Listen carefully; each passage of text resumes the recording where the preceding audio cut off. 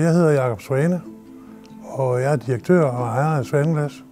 Folmer Christensen han startede firmaet i 1928. Senere blev det overtaget af hans svigersøn, Vilhelm Svane. Senere overtog min far, Folmer Svane, det.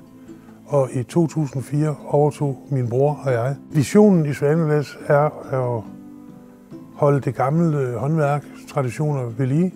Vi laver alt lige fra blyruder til drivhusglas til butiksruder. Det er en videnskab, og jeg må sige, at jeg er glad for, at jeg har sådan nogle dygtige medarbejdere, som er up to date. Vi er så heldige, at vi har afdelinger i Ebeltoft og Grenaa, Randers, Bjerringbro og Aarhus. Og der har vi nogle fantastisk dygtige medarbejdere. Vi går ikke så meget op i titler her i firmaet. Den ene dag kan jeg godt stå hernede i skærehallen og skære glas.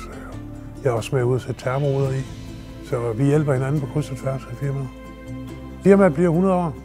Det synes jeg er stort, og det er dejligt, at man har kunnet være med til at bidrage, at firmaet stadigvæk vækster, og at vi udvikler os på den positive måde. Du er sikker på, at du får en håndværksmæssigt rigtig korrekt udførsel af den glasopgave, du måtte have, uanset om den er stor eller lille.